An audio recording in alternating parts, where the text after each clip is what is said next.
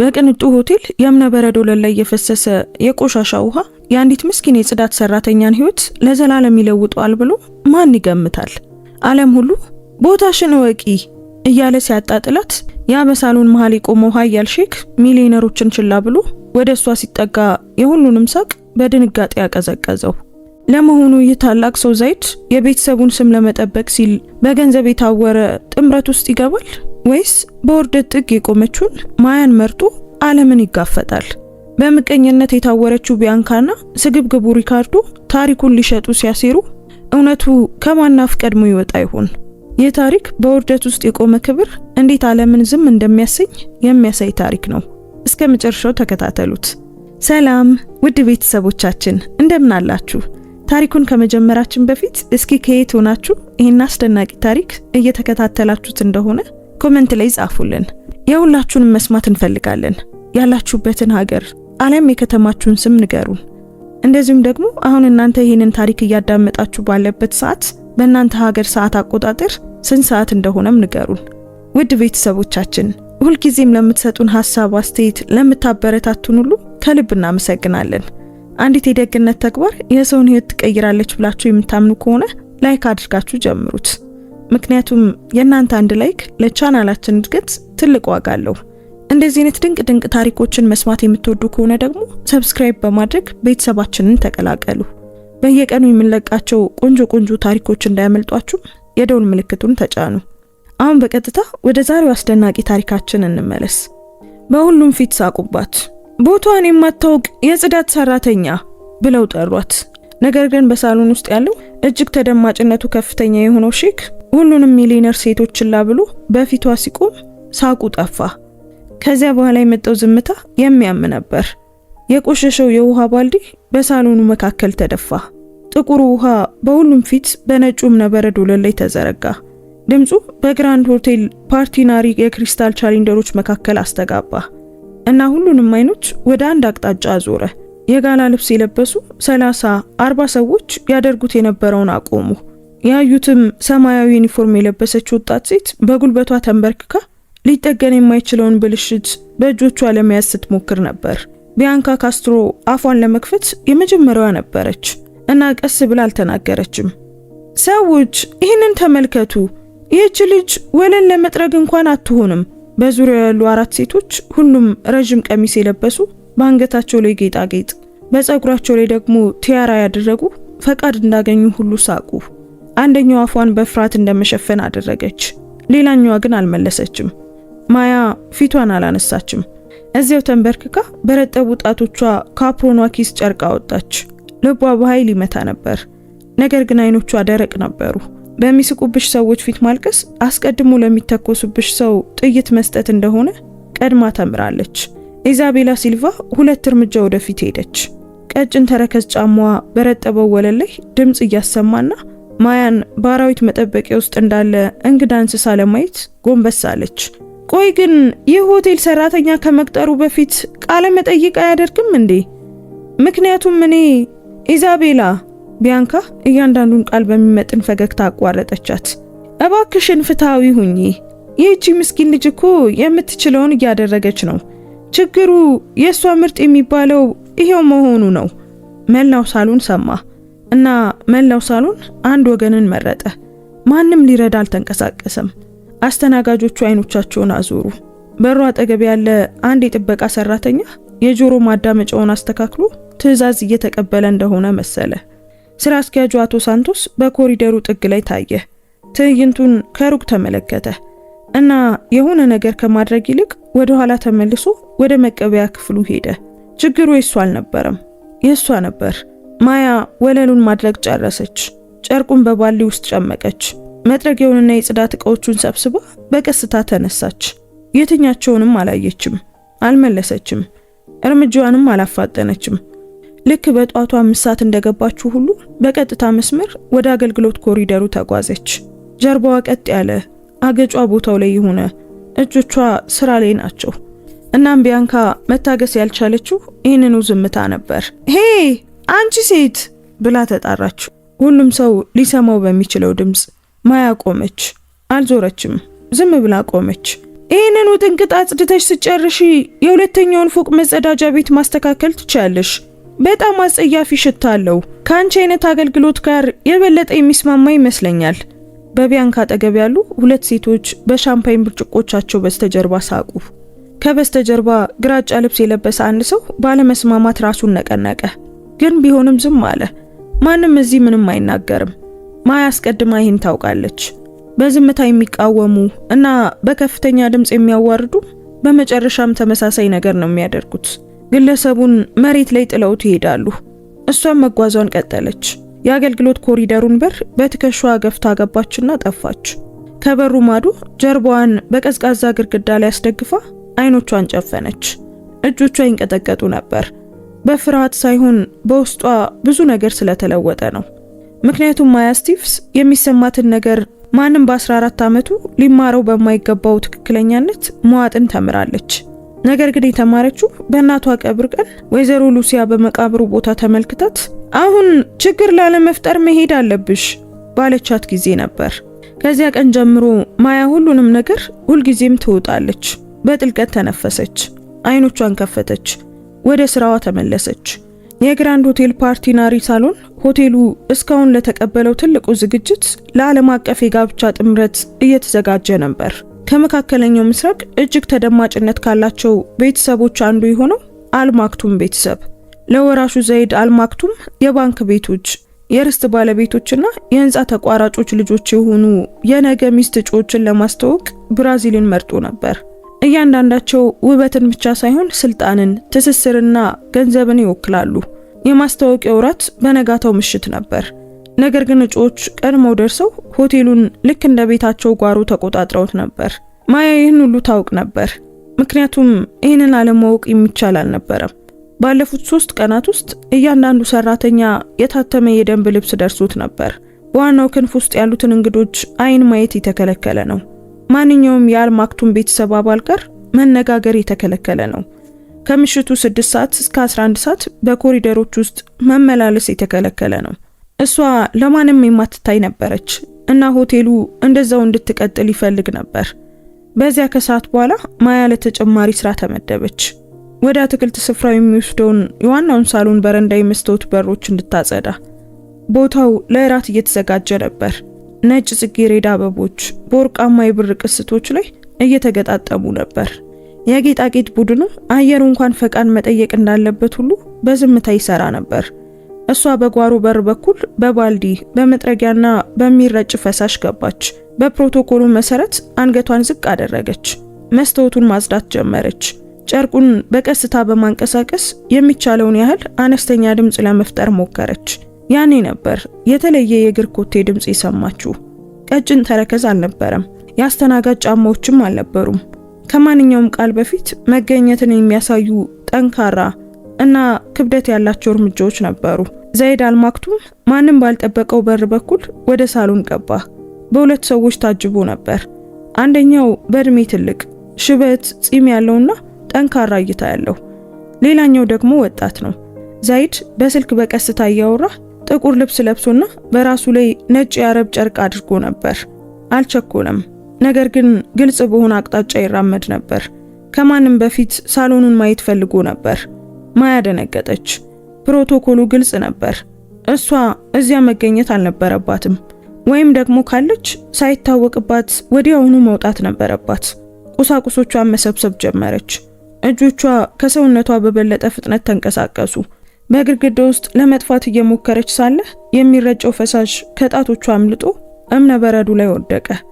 ድምፁ ትንሽ ነበር፣ ነገር ግን የሳሎኑ ዝምታ በጣም ጥልቅ ስለነበር ያ ድምፅ ሁሉንም ነገር ሰንጥቆ አለፈ። ዘይድ ቆሞ ተመለከተ። ማያ የሚረጨውን ፈሳሽ ለማንሳት ጎንበስ ብላ ነበር።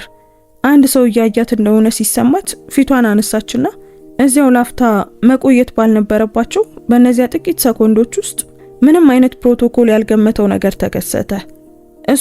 እሷን አያት። ዩኒፎርሟን አይደለም፣ ባልዲውንም አይደለም፣ ስራዋን አይደለም፣ አይኖቿን አየ። ጥቁር ግን ጽኑ የሆኑ ከዚያ የጽዳት ዩኒፎርም ጋር የማይመጣጠን ጥንካሬ ያላቸው እና እሷ አይኗን እንዳልሰወረች አየ። በትዕቢት ሳይሆን እንደሌለች ሆና መምሰል ስላልቻለች ነበር። መላው ዓለም እንድትጠፋ የሚጠይቅባት ያ ነገር አንድ ሰው በእውነት ሲመለከታት ልታደርገው የማትችለው ብቸኛው ነገር ነበር። ዛይድ አልተንቀሳቀሰም። አጠገቡ ያለው ትልቁ ሰው አባቱ ሐምዳን ቆም ማለቱን አስተውሎ ግንባሩን አጨማደደ። በስልክ የሚያወራው ወጣት አላስተዋለም። 3 ሰከንዶች ምናልባትም 4። ማያ አይኖቿን ዝቅ አደረገች። የሚረጨውን ፈሳሽ በደረቷ ላይ አጥብቃ ያዘችው። ባልዲውን ወሰደችና በጓሮ በር በኩል ወጣች። በፍጥነት ያለምንም ድምጽ። ዛይድ ለተጨማሪ ጥቂት ጊዜ ቆመ። ከዚያም ተነፈሰ። የሸሚዙን እጅጌ ያስተካክሎ ከአባቱ ጋር መራመዱን ቀጠለ። ነገር ግን በሱ ውስጥ የሆነ ነገር ተለውጦ ነበር። ሐምዳን አስተዋለ። ምክንያቱም ሐምዳን ሁልጊዜ ያስተውላል። ምንድነው ሲል በአረብኛ ጠየቀ። ምንም ሲል ዛይድ መለሰ። ሐምዳን ግን አልተወም። ግን ደግሞ በልቡ ያዘው። ማታ ላይ ማያ ወደ ቤቷ ተመለሰች። ከከተማው መሃል በጣም ርቆ በሚገኝ ሰፈር ውስጥ ያለ አንድ ቤት ጓሮ የተከራየችው ክፍል ነው። አንድ ነጠላ አልጋ፣ ባለ 2 በር ቁም ሳጥንና የኤሌክትሪክ ምድጃ ብቻ ይዟል። መጸዳጃ ቤቱ ከሌላ ነዋሪ ጋር የጋራ ነበር። ሙቅ ውሃ እስከ ምሽት 4 ሰዓት ብቻ። አንድ ኩባያ ቡና ሙቃ በአልጋው ጠርዝ ላይ ተቀመጠችና ስልኳን አየች። ከወይዘሮ ሉሲያ 3 መልእክቶች፣ ሁሉም ስለ ገንዘብ። እንዴት እንደሆነች የሚጠይቅ አንድም የለም። የመጨረሻው እንዲህ ይላል: እስከ አርብ ድረስ ገንዘቡን ካላስገባሽ ሪካርዶ የቤት ኪራይ ሳይከፍል ሊቀር ነው። ያኔ ደግሞ ጥፋቱ ያንቺ ይሆናል። ማያ መልስ ጻፈች። አጠፋችሁ። ከእንደገና ደግሞ ሌላ ጻፈች። እንደገና አጠፋችሁ። በመጨረሻም ዝም ብላ የምችለውን አያለው ብላ ላከች። ስልኳን ቻርጅ አድርጋ መብራቱን አጥፍታ በጀርባዋ ተኛች። ወደ ጨለማው ጣሪያ እያየች ነበር። እናም እዚያ ብቻውን የሚኖር ሰው ብቻ በሚያውቀው በዛ ዝምታ ውስጥ ድምፅ አልባ የሆነች አረፍተ ነገርን አወጣች። አንድ ቀን ይሄ ይለወጣል። ተስፋ አልነበረም፣ ግትርነት ነበር። በግራንድ ሆቴል ፓርቲናሪ በዚያው ቅጽበት ዛይድ የስዩቱን በር ከፍቶ ኮሪደር ውስጥ የሚጠብቀውን ረዳቱን ጠራ። ያቺ ሰራተኛ ማያ ስቴቭስ ነገ በራት ሰዓት ሳሎን ውስጥ እንድትገኝ ይፈልጋለሁ። ረዳቱ ግራ ተጋባ። ጌታዬ፣ እሷ እኮ የጽዳት ቡድን አባል ናት። በዝግጅቱ ላይ መገኘቷ ተገቢ ስለመሆኑ አልጠየቅኩም። እንድታደርገው ነው የጠየቅኩ። ረዳቱ ትንሽ እጅ ነስቶ ወጣ። እናም በዚያ ሆቴል ውስጥ ማንም አላወቀም ነበር። ማያ ሳንቶስም ቢያንካም ማንም ቢሆን ያጸጥ ያለ ጥያቄ ማናቸውም ሊቆጣጠሩት የማይችሉት ተከታታይ ነገሮችን እንደሚለቅ ማንም አላወቀም። በዚያ ከሰዓት በኋላ የሳቁባት ሳሎን ገና አላወቀም ነበር። ሳቁ የማለቂያ ቀን ነበረው እና ቀኑም ደግሞ ነገ ምሽት ያበቃ ነበር። ማያ ፀሐይ ከመውጣቷ በፊት ሆቴሉ ደረሰች። ይህንን በየቀኑ ታደርገዋለች። ነገር ግን በዚያ ጠዋት በደረቷ ላይ የተለየ ክብደት ነበር። ሊገለጽ የማይችል ነበር።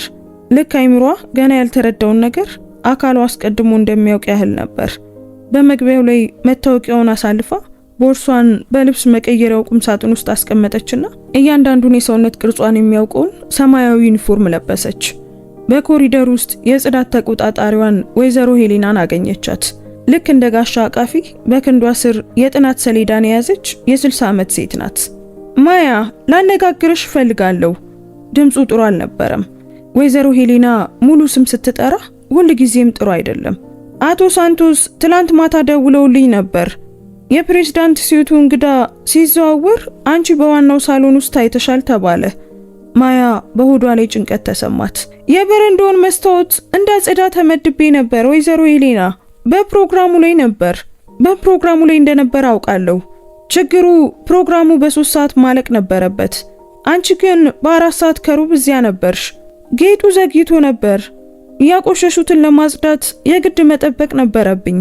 ወይዘሮ ሄሌና በመነጽሯ በላይ ተመለከተቻት። ብዙ ግፍ አይታ መደነቅ ያቆመች የደከመ እይታ ነበረው። ማያ፣ አምንሻለሁ፣ ግን ሳንቶስ የሚወቅሰው ሰው ይፈልጋል። የሚወቅሰው ሰው ሲፈልግ ደግሞ ከላይ ያለውን አይመርጥም። ታውቂያለሽ አይደል? ከታች ያለውን ነው። ማያ በረጅሙ ተነፈሰች። እሷ ምን ማለት እንደሆነ በትክክል ታውቃለች። ሊያባረረኝ ነው? አይ ለጊዜው አይደለም፣ ግን ከዋናው ሳሎን ፕሮግራም ትወጫለሽ። ከዛሬ ጀምሮ መጸዳጃ ቤቶችንና የአገልግሎት ኮሪደሮችን ብቻ ታጸጃለሽ። እና ማንኛውም እንግዳ በማንኛውም ምክንያት በአንቺ ላይ ቅሬታ ካቀረበ 2 ጊዜ እንደማያስብ ተናግሯል። ማያ ከንፈሯን ነከሰች። በዝምታ ተስማማች። መከራከር አትችልም። ከታች ያለ ሰው ሁልጊዜም አይከራከርም። ዝም ብሎ ይታዘዛል እና ነገሮች እንዳይባባሱ ይጸልያል። በቃ ጀርባዋን አዙራ ወደ መጸዳጃ ቤት ኮሪደሮች ሄደች። ቀኑ በቀስታ አለፈ። እያንዳንዱ ሰዓት የደቂቃዎቹን እጥፍ ይመስል ነበር። ማያ 6 መጸዳጃ ቤቶችን፣ 3 ኮሪደሮችንና የመሬት ውስጥ ቆሻሻ መጣያ ቦታን አጸዳች። ማንም አላነጋገራትም፣ ማንም አላያትም እና ምናልባትም እንደዚህ ቢሆን የተሻለ እንደሆነ ላፍታ አሰበች። ምክንያቱም አለመታየት የጥበቃ አንድ አይነት ነው። የማይታይ ሰው ኢላማ አይሆንም። ነገር ግን እጣ ፋንታ ሌላ እቅድ ነበረው። ከሰዓት በኋላ 11 ሰዓት ላይ ማያ የመጨረሻውን የአገልግሎት ኮሪደር ስታጠናቅቅ አቶ ሳንቶስ ታዩ። በፍጥነት ይራመዱ ነበር። ፊታቸው ቀልቷል፣ ከረባታቸውም ተጣሟል። ማያ ከዚህ በፊት አይታው በማታውቀው ሁኔታ የተረበሹ ይመስላሉ። ማያ አሁኑኑ ተከተይኝ። መጥረጊያዋን ጥላ ተከተለቻቸው። ምንም አልጠየቀችም። ስራ አስኪያጁ ሲያዝ በቃ መከተል ነው፣ መሄድ። ምክንያቱ በኋላ ይመጣል። ሳንቶስ ከመቀበያ ክፍሉ በስተጀርባ ወዳለች ትንሽ ክፍል ወሰዳት። በሩን ዘጋው። እሱ ራሱ የማያምነውን ነገር መናገር እንዳለበት ሁሉ አንገቱን እያሸቆመ በጥሞና ስሚኝ፣ የአልማክቱም ቤተሰብ ረዳት ትላንትና ማታ ሊያገኘኝ መጥቶ ነበር። ሼኩ ወራሹ በዛሬው ራት ላይ አንቺ እንድትገኝ ጠይቋል። ማያ አንድ ጊዜ 2 ጊዜ አይኖቿን በተደጋጋሚ ያርገበገበች።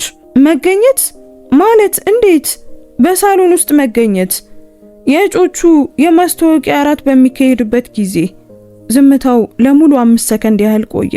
አቶ ሳንቶስ፣ እኔ እኮ የጽዳት ሰራተኛ ነኝ። ምን እንደሆንሽ ነው ያውቃለሁ። ለረዳቱም ያልኩት እንደዛው ነበር። እሱ ግን ጥያቄውን ደገመው። እናም የአልማክቱም ቤተሰብ ሲጠይቅ ጥያቄ ሳይሆን ትዕዛዝ ነው። ማያ የመሬቱ መጥፋት ተሰማት። በደስታ ሳይሆን በድንጋጤ። ምክንያቱም ያንን ሆቴል ታውቀዋለች። እነዚህንም ሰዎች ታውቃለች። ነገሮች እንዴት እንደሚሰሩ ታውቃለች። በዚያ ምሽት በዚያ ዩኒፎርም በእነዚያ ሴቶች ፊት ወደዚያ ሳሎን ከገባች እንደ እንግዳ ሳይሆን እንደ ቀልድ ነበር የምትታየው። እኔ አልሄድም። ሳንቶስ አይኖቹን አቀረቀረ። አልገባሽም፣ ይህ ግብዣ አይደለም። እምቢ ካልሽ ሆቴሉ ከአልማክቱም ቤተሰብ ጋር ያለውን ውል ሊያጣ ይችላል። ይህ ውል ከጠፋ ደግሞ እኔም ስራዬን አጣለሁ። አንቺም እንደዛው። ነገሮች የሚሰሩት እንደዚህ ነበር። ግፊቱ በንጹህ መንገድ ከላይ ወደ ታች አይመጣም። እንደዚህ ተጣሞ ተጨምቆ እንደ ውለታ በሚመስል ማስፈራሪያ ተጠቅልሎ ይመጣል። ማያ ዝም አለች። ሐሳቧ በቀጥታ ወደ ተከራየችው ክፍል፣ ወደሚቀጥለው ወር ኪራይ፣ ወደ ወይዘሮ ሉሲያ የገንዘብ መጠየቂያ መልእክት ሄደ። እና እዚያ ምን አደርጋለሁ ብላ ጠየቀች በዝቅተኛ ድምፅ። አላውቅም፣ እሱ አልተናገረም። ረዳቱ አንቺ መገኘት እንዳለብሽና ልብስ እንደሚያዘጋጁልሽ ነው የተናገረው። እኔ የማውቀው ያንን ብቻ ነው። ልብስ? ያ ቃል በውይይቱ መካከል ልክ እንደ ድንጋይ በኩሬ ውስጥ ወደቀች። ምክንያቱም ልብሷን ሊቀይሩ ከሆነ ዩኒፎርሙ አይመጥንም ማለት ነው። ዩኒፎርሙ አይመጥንም ማለት ደግሞ ሌላ ነገር እንድትመስል ይፈልጋሉ ማለት ነው። ማያ ደግሞ ሌላ ነገር መምሰል አልፈለገችም። ማያ በሰላም እንድትተው ብቻ ነው የፈለገችው። ግን ቢሆንም ምርጫ አልነበራትም። ከምሽቱ 1 ሰዓት ላይ ከረዳት ቡድኑ አንዲት ሴት በልብስ መቀየሪያ ክፍል ውስጥ በከረጢት ታየች። በውስጡ ቀላል ጥቁር ብልጭልጭ የሌለው ጥልፍ የሌለው ቀሚስ ነበር። ዝቅተኛ ጫማዎችም ነበሩበት። ምንም ጌጣጌጥ የለም፣ ምንም ቲያራ የለም። መግባት ትችያለሽ፣ ግን ማንነትሽን አትዘንጊ የሚል ልብስ ነበር። ማያ በዝምታ ለበሰችው። በተሰነጠቀው የመቀየሪያ ልብስ መስታወት ውስጥ ራሷን አየችና ልክ ራሷን ላታውቀው ተቃረበች። ቆንጆ ስለሆነች ሳይሆን ከረጅም ጊዜ በኋላ ለመጀመሪያ ጊዜ የሥራ ያልሆነ ልብስ በመልበሷ ነበር። እናም ይህ ደግሞ በሆነ ምክንያት ከማንኛውም ውርደት በላይ አመማት። በ8 ሰዓት በትክክል የግራንድ ሆቴል ፓርቲናሪ ዋና ሳሎን በሮች ተከፈቱ። ቦታው ተለውጦ ነበር። ሻማዎች፣ አበቦች፣ የቀጥታ ሙዚቃ፣ ነጭ የጠረጴዛ ልብስና ወርቃማ ሹካና ማንኪያ ያላቸው ክብ ጠረጴዛዎች። እያንዳንዱ ዝርዝር ነገር ገንዘብን ይጮሃል። እያንዳንዱ እዚያ ውስጥ ያለ ሰው ማያ በ5 ዓመት ስራ ከምታገኘው በላይ ዋጋ ያለው ሰዓት በእጁ አስሯል። እንደታዘዘችው በጎን በር በኩል ገባች። በአንድ ጥግ ላይ ከአንድ አምድ አጠገብ ቆመች። እጆቿን በደረቷ ላይ አጣጥፋ የሚቻለውን ያህል አነስተኛ ቦታ ለመያዝ እየሞከረች ነበር። ድምጽ ሳታሰማ ለመተንፈስ እየጣረች። እጮቹ በሳሎን መሃል ነበሩ። ቢያንካ ካስትሮ ትኩረት ለመሳብ ተብሎ በተሰፋ በሚመስል ቀይ ቀሚስ ነበረች። ኢዛቤላ ሲልቫ ባጠገቧ በብር ቀለም ሌሎች ማያ የማታውቃቸው ግን በተመሳሳይ መልኩ የሚያብረቀርቁ ሁለት ሴቶችም ነበሩ። ሁሉም ይስቃሉ፣ ያወራሉ። እንደሚያሸንፉ አስቀድመው እንዳወቁ ሁሉ ይቆማሉ። ሐምዳን አልማክቱም ቀድሞ ገባ። የእጮቹን ወላጆች በረጅምና በተሰላ የእጅ ሰላምታ ሰላም አላቸው። እያንዳንዱ እንቅስቃሴ ንግድ ነበር። እያንዳንዱ ፈገግታ ውል ነበር። ከዚያም ዘይድ መጣ እና ሳሎኑ ተለወጠ። ማያ ትላንት ከሰዓት በኋላ በተሰማት በዚያው መገኘት በቀስታ ገባ። ልብሱ ያው አይነት ነበር፣ ጥቁር ከነጭ ጨርቅ ጋር። ነገር ግን አሁን በቻንዲለሮቹ ብርሃን ስር በሱ ውስጥ ያለው ነገር ሁሉ ትልቅ፣ ይበልጥ ግልጽና ይበልጥ ችላ ለማለት የማይቻል ይመስል ነበር። ቢያንካ ጸጉሯን አስተካከለች።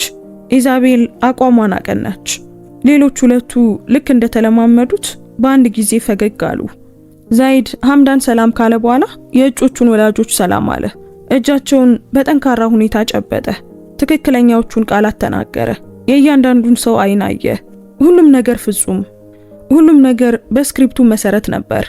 አይኖቹ በሳሎን ውስጥ ሲዘዋወሩ ማያ ያለችበትን አምድ እስከሚያገኙት ድረስ በአረፍተ ነገሩ መካከል ንግግሩን አቆመ። ባጠገቡ የነበረው የቢያንካ አባት የሆነው የግብርና ንግድ ባለቤት ሰውዬ ግራ ተጋባ። ደህና ነህ ሼክ ዛይድ? አዎ ደህና ነኝ ሲል መለሰ። ይቅርታ። እናም በዚያ ሳሎን ውስጥ ማንም ያልጠበቀውን ነገር አደረገ። በጠረጴዛዎቹ መካከል ያለውን ቦታ አቋርጦ አለፈ። በቢያንካ አጠገብ ሳይመለከት አለፈ። በኢዛቤላ አጠገብ እርምጃው ሳይቀንስ አለፈ።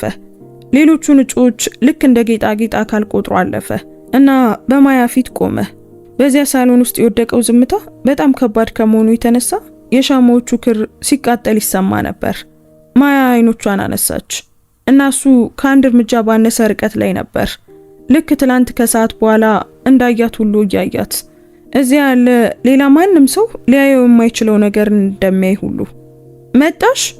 በፖርቹጋልኛ ይበልጥ ግልጽ በሆነ ያነጋገር ዘይቤ ጠየቃት። እንድመጣ ታዝዤ ነው ስትል መለሰች፣ በጠንካራ ግን በዝቅተኛ ድምጽ። አውቃለሁ፣ እኔ ነኝ የጠየቅኩት። ማያ ፊቷ ሲግል ተሰማት፣ ግን አይኗን አላሸሸችም። ለምን እንደሆነ አታውቅም። ምናልባትም ከረጅም ጊዜ በኋላ ወደ ታች ሳይሆን አይኗን እያየው የሚያናግራት የመጀመሪያው ሰው ስለነበር ይሆናል። ለምን ብላ ጠየቀች። ዛይድ ለመመለስ አፉን ከፈተ፣ ግን ጊዜ አላገኘም። ምክንያቱም ቢያንካ ካስትሮ ቀድሞውኑ በሶስት እርምጃ ርቀት ላይ ነበረች እና ድምጿ አየሩን ልክ እንደ መስታወት ሰነጠቀው። ቆይ አንድ ጊዜ፣ እኔ አውቃታለሁ። ቢያንካ ከማያ ወደ ቀላል ቀሚሷ፣ ከቀሚሷ ወደ ተረከዝ አልባ ጫማዋ፣ ከጫማዋ ወደ ሜካፕ አልባ ፊቷ ተመለከተች እና ከዚያ ምንም አይነት ደስታ የሌለበት ፈገግታን አሳየች። ይህች እኮ የጽዳት ሰራተኛዋ ናት፣ ትላንት ባልዲውን የደፋችው። በሳሎን ውስጥ ያለ ጉርምርምታ ልክ እንደ ማዕበል ጨመረ። ኢዛቤላ እጇን በደረቷ ላይ አኖረች። አይቻልም፣ እዚህ ምን ታደርጋለች? ቢያንካ አንድ ተጨማሪ እርምጃ ወሰደች። ውዴ አለች ወደ ዛይድ በሹል ፈገግታ እያየች። የሆነ የተሳሳተ ነገር ያለ ይመስለኛል። ይህች ወጣት እንግዳ አይደለችም። እሷ መጸዳጃ ቤቶችን የምታጸዳው። መላው ሳሎን ይመለከት ነበር። አስተናጋጆቹ ማስተናገዳቸውን አቆሙ። ሙዚቀኞች ድምጻቸውን ቀነሱ። ሐምዳን ከሳሎኑ ማዶ መንጋጋውን አገጣጠመ እና ማያ በሚስቁባት ሰዎች ፊት የምታውቀውን ብቸኛ ነገር አደረገች። አንድ እርምጃ ወደ ኋላ ተመለሰች። ይቅርታ አለች ድምጽ በሌለው ሁኔታ። እዚህ መገኘት አልነበረብኝም። ዞር ብላ ወደ ጎን በሩ መሄድ ጀመረች። ዛይድ ስትሄድ አያት። ሳሎኑ ሲረካ አየ። ቢያንካን በዚያ የድል ፈገግታ አያት። አባቱን እጆቹን አጣጥፎ ወደ ስክሪፕቱ እንዲመለስ ሲጠብቅ አየ እና በዚያ ቅጽበት ከሚገመተው በላይ ዋጋ የሚያስከፍለውን ውሳኔ ወሰነ። ቆይ ማያ ቆመች፣ ግን አልዞረችም። እዚህ እንድትገኝ የጠየቅኩት እኔ ነኝ አለ ዛይድ። በዚያ ሳሎን ውስጥ ያለ እያንዳንዱ ሰው ሊሰማው በሚችለው ከፍተኛ ድምጽ ነበር። እናም በዚህ ራት ላይ ማንም ሰው በዚህ ላይ ችግር ካለበት ችግሩ የሷ ሳይሆን የኔ ነው። ከዚያ በኋላ የመጣው ዝምታ ከመጀመሪያው የተለየ ነበር። የመጀመሪያው በመገረም ነበር። ይሄኛው ግን በድንጋጤ ነበር። ቢያንካ ፈገግታዋ ጠፋ። ኢዛቤል አይኖቿን አቀረቀረች። ሐምዳን ወደ ልጁ አንድ እርምጃ ሄደ። ነገር ግን ረዳቱ እጁን ያዘው እና ማያ አሁንም ጀርባዋን ሰጥታ፣ አሁንም ቆማ፣ አሁንም በደረቷ ውስጥ የሚሰማትን ሁሉ አፍና ገና በልጅነቷ የነበረ ስሜት ተሰማት። አንድ ሰው ከጎኗ ቆሟል። ነገር ግን አልዞረችም። አመሰግናለሁም አላለችም። ምክንያቱም ማያ ዛይድ ገና ያላወቀውን አንድ ነገር ታውቅ ነበር። በዚህ ዓለም ውስጥ በሁሉም ፊት አንድ ሰው ከጎን ሲቆም ዋጋውን የምትከፍለው አንተ ሳትሆን የቆመው ሰው ነው። እናም ዛይድ ለዚያች አረፍተ ነገር የሚከፍለው ዋጋ ልክ በዚያች ቅጽበት መሰብሰብ ጀመረ። ይህም በመላው ሳሎን ውስጥ የልጁን አይኖች እስኪያገኝ ድረስ በተሻገረው በሐምዳን አልማክቱም የቀዘቀዘ እይታ ውስጥ ነበር። አለመታዘዝን የማይምር የአባት እይታ። ሐምዳን አልማክቱም አይጮህም፣ መቼም ጮሆ አያውቅም። እንደሱ ያሉ ሰዎች መላው ዓለምን ዝም ለማሰኘት ድምጻቸውን ከፍ ማድረግ አያስፈልጋቸውም። ያነጋገሩ ዘይቤ ብቻ ይበቃል። እና በዚያ ምሽት በፕሬዝዳንታዊ ስዊት ውስጥ ሆኖ የሱ ድምጽ ዛይድ እስካሁን ከሰማቸው ሁሉ እጅግ አደገኛው ነበር። ተሳስቼ እንደተረዳሁት ንገረኝ።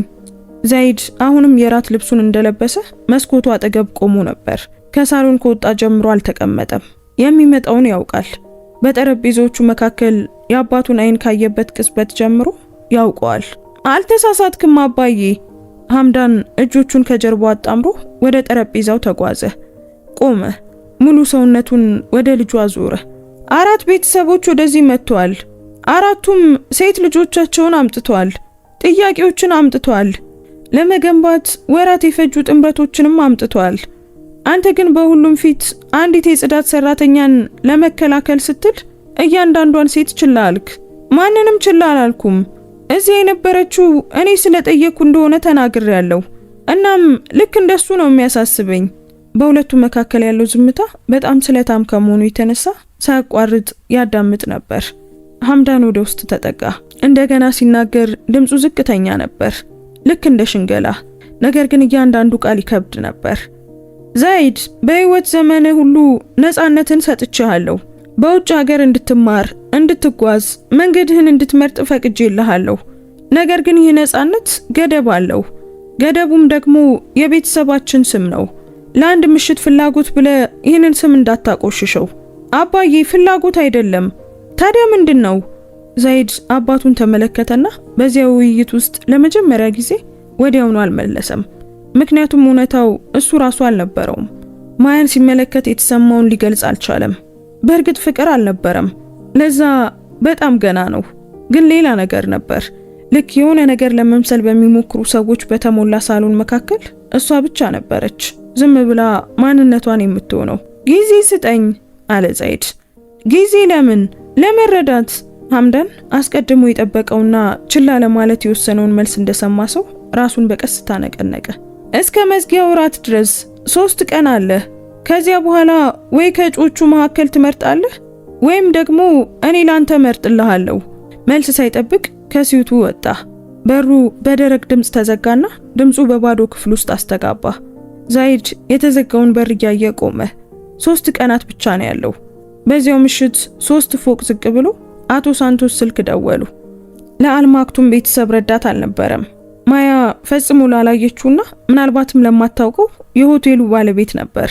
ውይይቱ ከ4 ደቂቃ ያነሰ ጊዜ ወሰደ እና ሳንቶስ ስልኩን ሲዘጋ ትዕዛዙ በእጁ አልነበረም። በማግስቱ ጧት ማያ እንደ ወትሮ ሁሉ በአገልግሎት መግቢያ ላይ መታወቂያዋን አሳለፈች። አረንጓዴው መብራት አልበራም። እንደገና አሳለፈች። ምንም የለም። በጭንቀት ልቧ እየመታ ለ3ኛ ጊዜ ሞከረች። ማያ! ድምፁ ከበስተጀርባዋ መጣ። ወይዘሮ ሄሌና ነበረች እና አፏ ከመከፈቱ በፊት ሁሉንም ነገር ይናገር ነበር። ተከተይኝ። ሳንቶስ ከ24 ሰዓት ባነሰ ጊዜ በፊት ማያን ለራት ወደ ጠራበት መቀበያ ክፍል በስተጀርባ ወዳለችው ትንሽ ክፍል ሄዱ። ነገር ግን አሁን ከጠረጴዛው ጀርባ ተቀምጦ ሳንቶስ ሌላ ገጽታ ነበረው። እንደ ትላንቱ የተረበሸ ፊት አልነበረም። ውሳኔ ያስተላለፈና ማሳወቅ ብቻ የሚፈልግ ሰው ፊት ነበር። ማያ ሆቴሉ ከፕሪሚየም ክንፍ እንግዶች አንዱ ኦፊሻላዊ ቅሬታ ደርሶታል። ማያ ከሆቴሉ ከፕሪሚየም ክንፍ እንግዶች አንዱ ኦፊሻላዊ ቅሬታ ደርሶታል። አንዲት የጽዳት ሰራተኛ በትላንትናው ራት ላይ ምቾት ማጣት ፈጥራለች ብለዋል። ማያ አየር አጠራት። ምቾት ማጣት። እኔ እኮ ጥግ ላይ ነው የነበርኩት። ማንንም አላነጋገርኩም፣ ምንም አላደረኩም። ቅሬታው የመጣው ከዋናው እንግዳ አይደለም፣ ከአንደኛው እጩ ቤተሰብ ነው። ማያ መጠየቅ አላስፈለጋትም። እሷ ታውቅ ነበር። በዚህ ቅሬታና በትላንትናው ክስተት ላይ በመመስረት ሳንቶስ አይኗን ሳያይ ቀጠለ። የሆቴሉ አስተዳደር ውልሽን ለማቋረጥ ወስኗል። ከዛሬ ጀምሮ ንብረቶችሽን ከልብስ መቀየሪያው መውሰድ ትችያለሽ። ክፍያሽ እስከ 10 የሥራ ቀናት ውስጥ ወደ አካውንትሽ ይገባል። ዓለም የቆመ መሰላት። ማያ በሌላ ቋንቋ የተናገረ ይመስል ሳንቶስን ትመለከተው ነበር። ወይዘሮ ሄሌና በሩ አጠገብ ቆማ አይኖቿን ወደ መሬት አቀረቀረች። አልተስማማችም ነበር፣ ግን ደግሞ አትናገርም ነበር። ወይዘሮ ሄሌናም የምትከፍለው ዕዳ ነበረባት። አቶ ሳንቶስ አለች ማያ። እናም ድምጿ እሷ ራሷን በሚያስገርም ሁኔታ ጽኑ ሆኖ ወጣ። እራት እንድሄድ ያዘዙኝ እርሶ ኖት። ካልሄድኩኝ ደግሞ ሆቴሉ ውሉን እንደሚያጣ ተናግሯል። የሄድኩት እኮ እርሶ ስላዘዙኝ ነው። ሳንቶስ ከረባቱን አስተካከለ። ውሳኔው የኔ አይደለም ማያ፣ ያስተዳደሩ ነው። ግን ይህንን ለአስተዳደሩ ማስረዳት ይችሉ ነበር። መገለጽ ያለበትን ነገር ገልጫለሁ። ውሸት ነው። ማያ በመንገድ ላይ ምልክት እንደምታነብ ሁሉ ውሸቱን በአይኑ ውስጥ አየችው። ሳንቶስ ምንም የገለጸው ነገር አልነበረም። ሳንቶስ ሁልጊዜ እንደሚያደርገው ራሱን ጠብቆ ክህደቱን መልሶ ማጥቃት በማይችል ሰው ላይ ጥሏል። ማያ ከመቀመጫዋ ተነሳች፣ ግን አልጮኸችም፣ አላለቀሰችም፣ አልለመነችም። እሺ ጥሩ ነው አለች። ያንን ብቻ። ወደ ልብስ መቀየሪያ ክፍሉ ሄደች። ቁም ሳጥኗን ከፈተች። ቦርሷን እዚያ የምታስቀምጥባትን ኩባያ፣ ለቀዝቃዛ ምሽቶች የምትለብሰውን ቀጭን ጃኬት ታወጣች። መንጠቆ ላይ የተሰቀለውን ሰማያዊ ዩኒፎርም አየች። በጭራሽ ባልወደዳት ግን ደግሞ ያላት ብቸኛ ነገር በሆነው ጨርቅ ላይ እጇን በቀስታ አሳለፈች። ዩኒፎርሙን መንጠቆ ላይ ትተው ቁም ሳጥኑን ዘጋችና ለ2 ዓመት ከ4 ወራት ያህል በየጠዋቱ ትገባበት በነበረው የአገልግሎት በር በኩል ወጣች። በውጪ ፀሐዩ ጠንካራ ነበር እና ማያ ስራ አጥቶና ነበር። ስልኳ በኪሷ ውስጥ ጮኸ። ወይዘሮ ሉሲያ ማያ መለሰች። ለምን እንደሆነ አታውቅም። ምናልባት በልምድ ሊሆን ይችላል። ምናልባትም ሁሉም ነገር ሲፈርስ ሰው በራሱ ጊዜ ነገሮችን ስለሚያደርግ ይሆናል። ማያ ሪካርዶ እዚህ ቤት መጥቶ ገንዘቡን ስላላስገባሽ እያማረረ ነው። ተረብሿል። ይህንን ብቻዬን መቋቋም አልችልም። አክስቴ አሁን ስራዬን አጣው። በሌላኛው ወገን ያለው ዝምታ ለ2 ሰከንድ ያህል ቆየ። ማያ ምናልባት አክስቷ የማረጋጊያ ቃል የምትናገር መሰላት። ምናልባት ወይዘሮ ሉሲያ ማያ የወንድሟ ልጅ የቀረበቻት እህቷ ልጅ መሆኗን የምታስታውስበት ጊዜ ይመስላት ነበር። የአንድ ደም ውጤት። እና አሁን የሪካርዶ ሁኔታ ምን ሊሆን ነው? ማያ ስልኩን ከጆሮዋ አራቀች። ስክሪኑን አየች። አክስት ሉሲያ የሚለው ስም እዚያ ሲበራ አየች እና ሳትመልስ፣ ሳትጣላ፣ ሳታለቅስ ዘጋችውና ስልኳን ኪሷ ውስጥ አድርጋ ተጓዘች። ያለ ዓላማ፣ ያለ መድረሻ፣ ያለ እቅድ ተጓዘች። በየቀኑ ተሳፈርበት በነበረው የአውቶቡስ ማቆሚያ አለፈች። ከፈረቃ ስትመለስ ዳቦ በምትገዛበት ዳቦ ቤት አለፈች። በሚያውቋት ነገሮች ሁሉ አለፈች እና አሁን የነዚያ ሁሉ አካል ስላልሆነች ሁሉም ነገር የተለየ ይመስል ነበር። በሆቴል ውስጥ የማያ ከስራ የመሰናበት ዜና በሰራተኞች መካከል ከ1 ሰዓት ባነሰ ጊዜ ውስጥ ተሰራጨ። ወይዘሮ ሄሌና ለአንድ የስራ ባልደረቧ ነገረች፣ እሷም ለሌላኛው፣ እሱም ለወጥ ቤት ሰራተኛ ተናገረ። እሱ ደግሞ ለፕሪሚየም ክንፍ አስተናጋጅ ተናገረ። እናም የፕሪሚየም ክንፍ አስተናጋጁ ሳይፈልግ መስማት ለሌለበት ሰው አጠገብ ተናገረ። ፋጢማ አልማህክቱም በውስጠኛው የአትክልት ስፍራ ላይ ሻይ እየጠጣች ነበር። በታጠረው አጥር ጀርባ 2 ሰራተኞች ሲያወሩ ሰማች። ልጅቷን አባረሯት። ሼኩ ለእራት የጠራትን ጽዳት ሰራተኛዋን። ምስኪን ምንም እኮ አላደረገችም። ግን የቢያንካ ቤተሰቦች ቅሬታ ቀረቡ። እናም ሆቴሉ ታዘዘ። ፋጢማ አልተንቀሳቀሰችም። ሲኒዋን በ2 እጆቿ እንደያዘች ቀጠለች። አይኖቿ በአትክልት ውስጥ ባሉ ነጭ ጽጌረዳዎች ላይ አርፈው ነበር። ምንም አልተናገረችም፣ ግን እያንዳንዱን ቃል ሰምታ በልቧ ያዘችው። ዛይድ ለምሳ ወርዶ ማያን ማነጋገር ይችል እንደሆነ ረዳቱን ሲጠይቀው መልሱ ደረቅ ነበር። ሰራተኛዋ ዛሬ ጧት ተሰናብታለች። ጌታዬ! ዛይድ በኮሪደሩ መካከል እርምጃውን አቆመ። ተሰናብታለች? አዎ ተባራለች። ከተሳታፊ ቤተሰቦች አንዱ በግልጽ ቅሬታ አቅርቧል። ዘይድ ደሙ ሲፈላ ተሰማው። ወደፊት ሳይሆን ወደ ደረቱ፣ ያ ቁጣ ከጥፋተኝነት ስሜት ጋር ወደሚቀላቀልበት ቦታ። ምክንያቱም ያውቅ ነበር፣ ጥፋቱ የሱ እንደሆነ ያውቅ ነበር። ምክንያቱም እራት እንድትመጣ የጋበዛት እሱ ነው። እሷን ለሁሉም ያጋለጣት እሱ ነው። በሁሉም ፊት የተከላከለላት እሱ ነው። እና ይህ ይበቃል ብሎ አሰበ። ነገር ግን አይበቃም ነበር። ምክንያቱም በአደባባይ ሰውን መከላከልና በእውነት ለመጠበቅ ስልጣን አለመኖር ልክ የተኩስ ሜዳ መሃል ባለ ሰው ላይ መብራት እንደማብራት ነው። የት ነው ያለችው ሲል ጠየቀ። አናውቅም ጌታዬ፣ ጠዋት ላይ ሆቴሉን ለቃ ወጥታለች።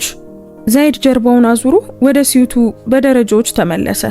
በመንገድ ላይ በሁለተኛው ፎቅ አካባቢ ከቢያንካ ካስትሮ ጋር ተገጣጠመ። እጆቿን ሳታቆሽሽ ጦርነትን እንዳሸነፈ ሰው ሰፊና የረካ ፈገግታ አሳየችው። ዘይድ አንድም ቃል ሳይናገር ሳይመለከታት እርምጃውንም ሳይቀንስ ባጠገቧ አለፈ። እናም ቢያንካ ለመጀመሪያ ጊዜ በሆዷ ውስጥ የቀዘቀዘ ስሜት ተሰማት።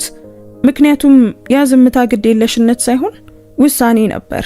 በክፍል ውስጥ ዘይድ በሩን ዘግቶ ለወራት ላልደወለለት ሰው ደወለ። ስልኩ 3 ጊዜ ጮኸ። እናቱ ፋጢማ እንደ ወትሮ በእርጋታ መለሰች። ማያ አልተኛችም። በመላው ምሽት አይኖቿን እየገለጠች በጨለማው ክፍል ጣሪያ ላይ እያየች ነበር። የማይቆሙትን የጎዳና ድምጾች እየሰማች ተኛች። የውሻ ጩኸት፣ የሞተር ማለፍ፣ የጎረቤት ቴሌቪዥን።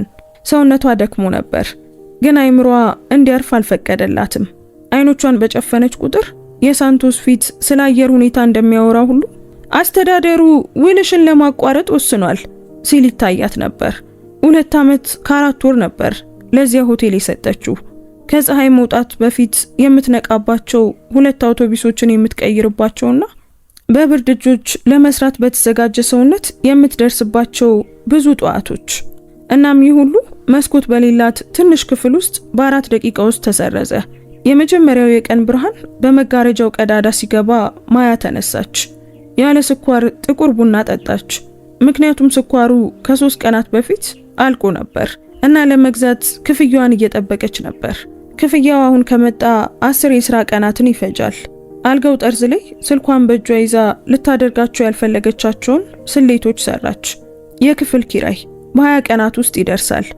ስራ ለመፈለግ የአውቶቡስ ትኬት፣ ቢያንስ ለ2 ሳምንታት የሚደረግ የደርሶ መልስ ጉዞ የሚበቃ ያስፈልጋታል። ምግብ ለተጨማሪ 4 ቀናት የሚሆን ሩዝ፣ ለ3 ቀናት የሚሆን ባቄላ። ከዚያ በኋላ ምንም የለም። ስልኩ ጠራ። ከሪካርዶ መልእክት ነበር። ዘመዴ፣ እናቴ ስራሽን እንዳጣሽ ነግራኛለች። እርዳታ ካስፈለገሽ ንገሪኝ። ማያ 2 ጊዜ አነበበችው። ልትስቅ ተቃረበች። በደስታ ሳይሆን በመገረም ነበር። ምክንያቱም ሪካርዶ በህይወቱ ለማንኛውም ሰው እርዳታ አቅርቦ አያውቅም ነበር። ሪካርዶ የወይዘሮ ሉሲያ ልጅ ነው። በእናቱ ቤት በምቾት የሚኖር አንድ ስራ ከ4 ወር በላይ ይዞ የማይቆይ ሁሉ ጊዜም ብድር የሚጠይቅና የማይመልስ እና አሁን እርዳታ እያቀረበላት ነው። ሁለተኛው መልእክት ወዲያውኑ ተከተለ። በነገራችን ላይ እናቴ የዚህን ወር ግማሽ ክፍያ ቢያንስ አስቀድመሽ መክፈል የምትችይ ከሆነ ማወቅ ትፈልጋለች። በእሱ ተስፋ አድርጋለች። ይሄው ነበር። እርዳታው ማጥመጃ ነበር።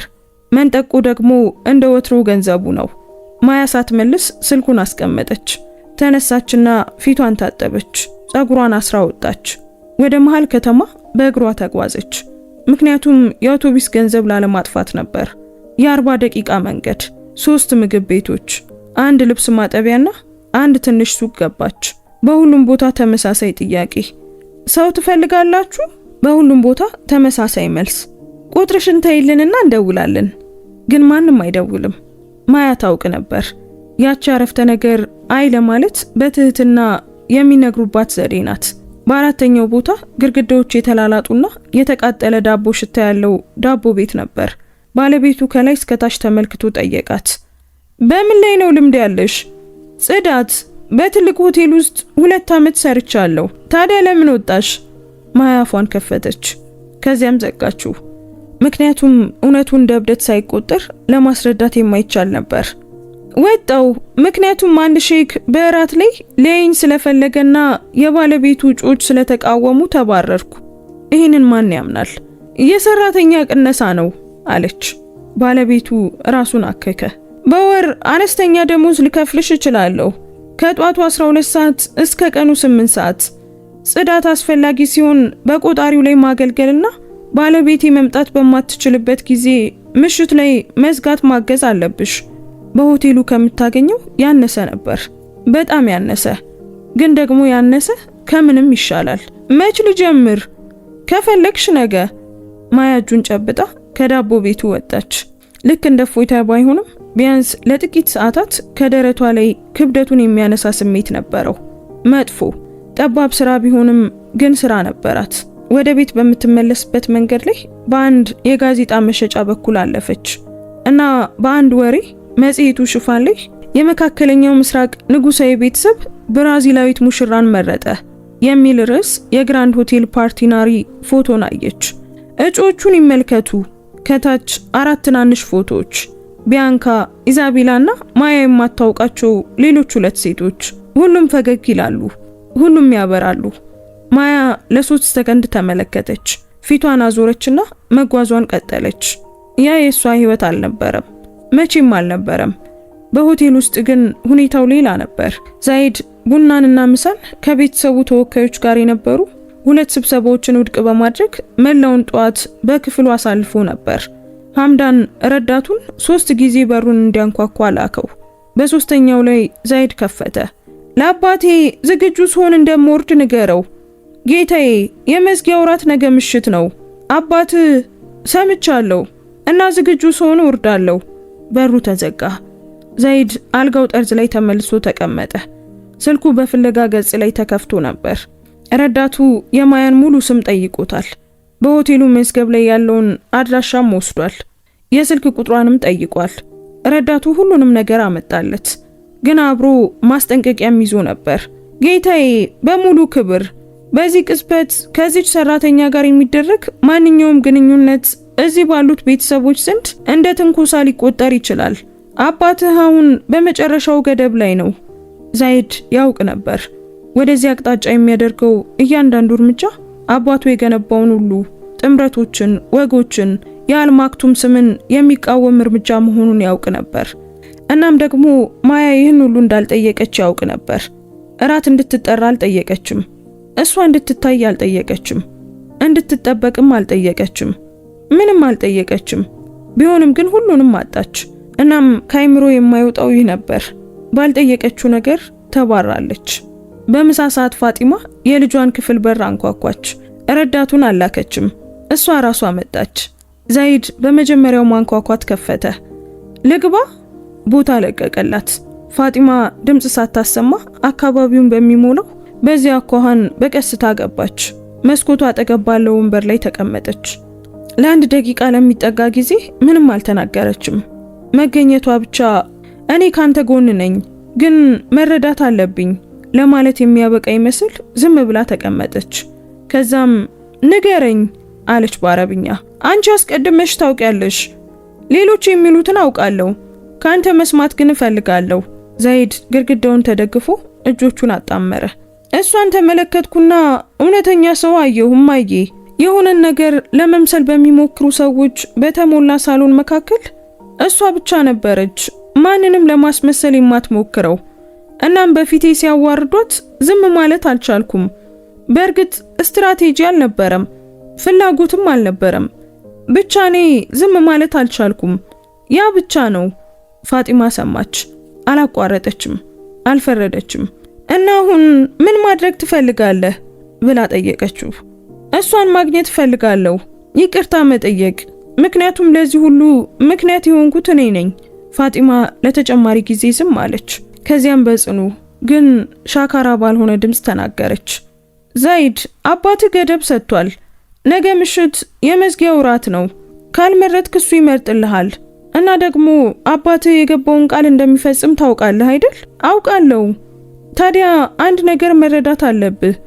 አሁን ያችን ወጣት ፍለጋ ከሄድክ ዝም ብሎ ወሬ አይሆንም፣ መግለጫ ይሆናል። እና ያ መግለጫ ላንተ፣ ለሷና ለቤተሰባችን ልታስቀረው የማትችለው ውጤት ይኖረዋል። ዛይድ እናቱን ተመለከተ። እንዳልሄድ እየጠየቅሽኝ ነው እማዬ? ፋጢማ ከወንበሩ ተነሳች፣ ወደ ልጇ ተጓዘች። ገና ታዳጊ ከነበረበት ጊዜ ጀምሮ ያላደረገችውን እጇን በፊቱ ላይ አኖረች። እርግጠኛ እንድትሆን ነው እየጠየቅኩ ያለሁት። ምክንያቱም እውነተኛ ከሆነ ካንተ ጎን ቆሜ ማንኛውንም ማዕበል እታገሳለሁ። ነገር ግን ጥርጣሬ ብቻ ከሆነ ሁሉም ሰው ይጎዳል ልጄ፣ በተለይም እሷም። መልስ ሳትጠብቅ ከክፍሉ ወጣች። ዘይድ የእናቱ እጅ ሙቀት በፊቱ ላይ እንዳለ ነበር እና እዚያ ማያ በወር ከምታገኘው በላይ ለአንድ ሌሊት በሚያስከፍለው በዚያ ግዙፍ ሆቴል ውስጥ ብቻውን ሆኖ አንድ ውሳኔን ወሰነ። ስልኩን አንስቶ ለረዳቱ ደወለ። የቤተሰብ መጠለያ የሌለበት ኦፊሻላዊ አሽከርካሪ የሌለው መኪና አዘጋጀ። እኔ ራሴ ነኝ የምነዳው ጌታዬ፣ አባቴ ማወቅ አያስፈልገውም። ከቀኑ 10 ሰዓት ላይ ውስጥ ያለው ማን እንደሆነ የማይታወቅ ቀላል ጥቁር መኪና ማያ በምትኖርበት ሰፈር አቧራማ መንገድ ላይ ቆመ። ዘይድ ወረደና ዙሪያውን ተመለከተ። ልዩነቱ በጣም ትልቅ ከመሆኑ የተነሳ ውሸት ይመስል ነበር። ከእብነበረድና ከቻንዲለሮች ወደ ጭቃ መሬትና በምሰሶች ላይ ወደ ተንጠለጠሉ የኤሌክትሪክ ሽቦዎች በአድራሻው ወደ ተመለከተው ቤት ተጓዘ። የገዛው የብረት በር ላይ አንኳኳ። ከፊት ባለው ቤት መስኮት አንዲት ሴት ታየች። የቤቱ ባለቤት። ማንን ፈልገ ነው? ማያ ስቲቭሰን እዚህ ትኖራለች አይደል? ሴትዮዋ ግራ በተጋባ እይታ ተመለከተችው። መንገድ ላይ ወዳለው መኪና አየች። መልሳ እሱን አየችው። ከበስተጀርባ ባለው ክፍል ነው የምትኖረው፣ ግን አሁን የለችም። ጠዋት ወጥታ አልተመለሰችም። ዘይድ አመስግኖ ወደ መኪናው ተመለሰ። መሪውን እንደያዘ በዛገው ወንበር ላይ እያየ እዚያው ተቀመጠ። እናም ጠበቀ። ከቀኑ 11 ሰዓት ተኩል ላይ ማያ ከጥግ በኩል ታየች። ቦርሷን በትከሻዋ አንጠልጥላና ቀኑን ሙሉ እንደተጓዘ ሰው የደከመ ፊት ይዛ በእግሯ ትመጣ ነበር። ከቤቱ ፊት ለፊት የቆመውን መኪና ስታይ እርምጃዋን ቀነሰች። ከመኪናው ውስጥ ማን እንደወጣ ስታይ ግን ጭራሹኑ ቆመች። ዘይድ የራት ልብስ ሳይለብስ ረዳት ሳይኖረው ራሱ ላይ ጨርቅ ሳይጠቀልል ቀለል ያለ ልብስ ለብሶ ክፍት በሆነ ፊት እጆቹን ኪስ ውስጥ አድርጎ የእግረኛ መንገዱ ላይ ቆሞ ነበር። ማያ እሱን አየችው። ደረቷ ባልጠበቀችው ሁኔታ ሲጨነቅ ተሰማት። እዚህ ምን ታደርጋለህ ብላ ጠየቀች። ድምጿ ከቁጣ ይልቅ ፍርሃት ነበረው። እኔ ይቅርታ ለመጠየቅ ነው የመጣሁት። ይቅርታ ለምን? በእኔ ምክንያት ባንቺ ላይ ስለደረሰው ነገር ሁሉ። ማያ አንድ እርምጃ ወደ ኋላ ተመለሰች። እሱ በጣም ስለቀረባት ሳይሆን እንደሱ ያለ ሰው በአቧራማ መንገዱ ላይ ቆሞ ይቅርታ መጠየቁ በሚታወቅ ዓለም ውስጥ ምንም ትርጉም ስለማይሰጥ ነው። ምንም ዕዳ የለብህም አለች። ስራዬን አጣው። ምክንያቱም ነገሮች የሚሰሩት እንደዛ ስለሆነ ነው። እንደኔ ያሉ ሰዎች ብዙውን ጊዜ ስራ ያጣሉ፣ እንደርሱ ያሉ ሰዎች ደግሞ ይመርጣሉ። በሁለቱ መካከል ያለው ዝምታ 5 ደቂቃ የሚመስሉ 5 ሰኮንዶች ቆየ። እኔን ለማመን ምንም ምክንያት እንደሌለሽ አውቃለሁ አለ ዘይድ።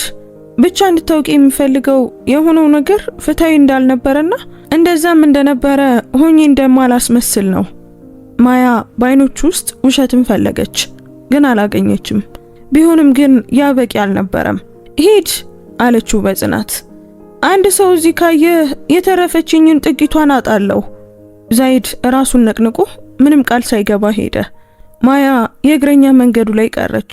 ልቧ በጣም ከመምታቱ የተነሳ የስልኳን ጥሪ ልትሰማ አልቻለችም ነበር። ወይዘሮ ሉሲያ ነበረች። ስልኩን ስታነሳ ደሟ ቀዘቀዘ። ማያ፣ ሪካርዶ ወደ ሆቴሉ ሄዶ ከስራ መባረርሽን አውቋል። በጣም ተቆጥቶ ተመልሷል። ከባለጸጋ እንግዳ ጋር ግንኙነት ካለሽ የራሱን ድርሻ እንደሚቀበል እየተናገረ ነው። መስመሩ ዝም አለ። አሁን ጉዳዩ የሆቴሉ ወይም የቢያንካ ብቻ አልነበረም። የራሷ ቤተሰብ ደግሞ ለሌላ ነገር ሊጠይቃት እየመጣ ነው። እናም ሪካርዶ በከንቱ የሚያስፈራ ሰው አልነበረም። እሱ እስከ መጨረሻው ድረስ ይሄዳል። በዳቦ ቤቱ የመጀመሪያው ቀን በ12 ሰዓት ጀመረ። ነገር ግን ማያ በ11 ሰዓት ከ45 ላይ እዚያ ነበረች። የመጣችው በጨለማ ነበር። በሆዷ ውስጥ ንጹህ ፍርሃት የሆነ ቁንጮ ተሰማት። ያለ ፕላን ቢ እዚያ ስህተት ከሰራች የምትወድቅበት ሌላ ቦታ አልነበራትም። ባለቤቱ የአሰራር ሂደቱን በ5 ደቂቃ ውስጥ አስረዳት እና መጥረጊያውን እንዲሁም የተግባራትን ዝርዝር ሰጣት። የእግረኛ መንገድ መደርደሪያዎች፣ ቆጣሪ፣ መጸዳጃ ቤቶችና ካዝና። ማያ ሁሉንም ነገር ሳታንገራግር አደረገች። እያንዳንዱ ተግባር ከ16 ዓመቷ ጀምሮ የምታውቀው ደረጃ ነበር። 6ኛውን ደንበኛ እያስተናገደች ሳለ አየሩ ተቀየረ። ሪካርዶ የቦታው ባለቤት ይመስል ገባ። በ30 ዓመቱ ሁልጊዜም የእርሱን ጥንቅጥ የሚያጸዳለት ሰው የነበረው ግዴለሽነት ይንጸባረቅበት ነበር። ዘመዴ አንቺን ማግኘት ቀላል ነበር አላት፣ የሆነ ነገር ፍለጋ የመጣ ሰው ፈገግታን እያሳየ። ማያ የወጥ ቤቱን ጨርቅ አጥብቃ ያዘች። ሪካርዶ ስራ ላይ ነኝ። ቦታውን ዝቅ አድርጎ ተመለከተው። ባለ 5 ኮከቡን ሆቴል ከዚህ ቀላል ዳቦ ቤት ጋር አነጻጸረው። ምንድነው የምትፈልገው ብላ ጠየቀችው። ሪካርዶ በቆጣሪው ላይ ተደግፎ ድምጹን ዝቅ አደረገ። ትላንት ወደ ሆቴሉ ሄጄ ነበር። ጥበቃው በጣም ባለጸጋ ከሆኑ ሰዎች ጋር ከተደረገ እራት በኋላ እንደተባረርሽ ነገረኝ። ይሄ ደግሞ ትርጉም አይሰጥም። ካልሆነ ደግሞ ተባረርኩኝ ሪካርዶ፣ አለቀ። ያ ብቻ ነው። ታሪኩ እዛ ላይ አብቅቷል። አላመናትም። ነገር ግን ድምጹን ቀየረ። ቤት ውስጥ ሁኔታው አስቸጋሪ ነው። አደገኛ ለሆኑ ሰዎች እዳለብኝ። ጥቂት ነገር አስቀድመሽ ብትሰጪኝ። ማያ መለሰችለት። አሁን ነው ከስራ የተባረርኩት እና ምንም የለኝም። ከሆቴሉ የሚመጣው ክፍያ አስቀድሞ መድረሻ አለው። የቤት ኪራይ ነው። የሪካርዶ ፈገግታ ቦታውን ለቅዝቃዜ ስሌት እየታለቀቀ። እንነጋገራለን አላት ሳይሰናበታት እየወጣ። ማያ እጆቿ በሚያውቀው ጥቂት ነገር ምን ሊያደርግ እንደሚችል በማሰብ ይንቀጠቀጡ ነበር። የዳቦ ቤቱ ባለቤት አስተዋለ። ማን ነበር? ቤተሰብ ነው ስትል አሳጠረችው። የእሱ እይታ ሁሉንም ነገር ይናገር ነበር። በስራ ቦታ ላይ የቤተሰብ ችግር ማለት በስራ ላይ ያለ ችግር ማለት ነው። ማያ ቀኑን በራሱ ጊዜ በሚንቀሳቀስ ስሜት አሳለፈች። በፈረቋ ማብቂያ ላይ የደከመ ምስሏን በመስታወት ላይ አየች እና የቢያንካ ድምጽ አስተጋባ። የሷ ምርጥነት ይሄው ነው። ለአንድ ሰከንድ ያህል ያ በእውነት የሷ ቦታ እንደሆነ ከባልዲ ወይም ከአገልግሎት በር በስተጀርባ እንደሆነ ልታምን ተቃረበች። ነገር ግን ከህመሟ በፊት የነበረችውን እናቷን አስታወሰች። እናቷ ምንም እንኳን ብትደክምም የቤት ስራዋን ታግዛትና ሰዎች ስላንቺ ከሚናገሩት ከማንኛውም ነገር በላይ አንቺ ዋጋ አለሽ እሺ ልጄ ትላት ነበር። ማያ በጥልቀት ተነፈሰች እና ይሄንን ፈጽሞ አልረሳችውም። በሆቴል ውስጥ ዘይድ ስብሰባዎችን አይቀበልም ነበር። በረዳቱ በሶስተኛው ሙከራ በሩ ተከፈተ። ለአባዬ ዝግጁ ሲሆን እንደምወርድ ንገረው። የማያ መረጃዎች በእጁ ላይ ነበሩ። ነገር ግን ረዳቱ አስጠነቀቀው። አሁን የሚደረግ ማንኛውም ግንኙነት እንደ ትንኮሳ ይታያል። ተጠንቀቅ። አባትህ በመጨረሻው ገደብ ላይ ነው። ዘይድ እሷ ምንም ሳትጠይቅ ቢሆንም ግን ሁሉንም ነገር በማጣቷ ራሱን እየወቀሰ ነበር። ከቀኑ 8 ሰዓት ላይ ሐምዳን ወደ ሲዩቱ ገባ። በቅዝቃዜ ሳይሆን እንደ ደከመው አባት ሆኖ ነበር። ዓለም ዋጋ ያስከፍላል ዘይድ፣ እና ትክክለኛውን ሂሳብ ካልከፈልክ ከምትወዳቸው ሰዎች ላይ ያስከፍልሃል። የዱቫል ቤተሰብ ወደቦችንና ገበያዎችን እንደሚያቀርቡ አስረዳ። ቢያንካ የተዘጋጀች ናት። ፍቅር ደግሞ በኋላ ይመጣል። ለኔ መጥቷል፣ ላንተም ደግሞ ሊመጣ ይችላል። አባቱ ቅን ሆኖ ማየቱ ከትዕዛዝ በላይ አሳመመው። እስከ ነገ ጊዜ ስጠኝ ዘይድ ጠየቀ። ሐምዳን ራሱን ነቀነቀ። ረዳቱ ውሎችን ያዘጋጃል። ነገ ምንም አይነት ተጨባጭ ተቃውሞ ከሌለ እፈርማለሁ። ብቻውን ሲሆን ዘይድ ለረዳቱ ደወለ። የጥምረቱን ውሎች አዘጋጅ። ስልኩን ሲዘጋ የፍርድ ውሳኔ ላይ እንደፈረመ ተሰማው። ቢያንካን አልመረጠም ነበር፣ ማያን። ተስፋ ቆረጠ። የቅርስ ክብደት በወረቀት ላይ ትርጉም ወዳለው ግን ውስጡን ወደሚያፈርሰው መንገድ ገፋው። በምሽት 3 ሰዓት ላይ ማያ በጣም ደክሟት ቤቷ ደረሰች። ከሪካርዶ መልእክት ነበር። ሼኩ ሙሽራ እየመረጠ እንደሆነና በአንዲት ሰራተኛ ላይ ፍላጎት እንዳሳደረ አውቄያለሁ። ጋዜጠኞች ቢያውቁ ምን ሊፈጠር እንደሚችል እስኪያስቢው። ለዚህ የሚሆን ጥሩ ክፍያ የሚከፍል ሰው መቼስ አይጠፋም። ማያ ተረዳች። ሪካርዶ ታሪኩን መሸጥ ፈልጓል። ይህ እሷን እና ዘይድን ያጠፋል። ተከባ ነበር። ለዘይድ ብታሳውቅ ጥርጣሬዎችን ታረጋግጣለች። ምንም ባታደርግ ደግሞ ዘመዷ እርምጃ ይወስዳል። ለእርሱ የምትከፍለው ገንዘብ አልነበራትም እና በወይዘሮ ሉሲያ ፊት የእሷ ቃል ከእርሱ ቃል ጋር ሲነጻጸር ዋጋው አነስተኛ ነበር። ምናልባትም ሳይታዩ መቀጠል ይሻል ነበር። በሆቴል ውስጥ ዘይድ በአልጋው አጠገብ ባለው ጠረጴዛ ላይ ያለውን ሰነድ ይመለከት ነበር። እስክርቢቶን ወረቀቱ ላይ አሳረፈ፣ ግን አቆመ። ማያን በእግረኛ መንገዱ ላይ እሱን ለመጠበቅ ስትል ስታሰናብተው አስታወሰ። እናም ወረቀቱን ገፋው። አልፈረመም። ነገር ግን ንጋት ላይ ምን እንደሚያደርግ እስካሁን አላወቀም ነበር። ጠዋት ላይ ዛይድ የታጠፈው ሰነድ የተሸከመውን ክብደት ለማስታወስ ኪስ ውስጥ በመክተት ጃኬቱን ለበሰ። በቁርስ ላይ ሐምዳን እየጠበቀ ነበር።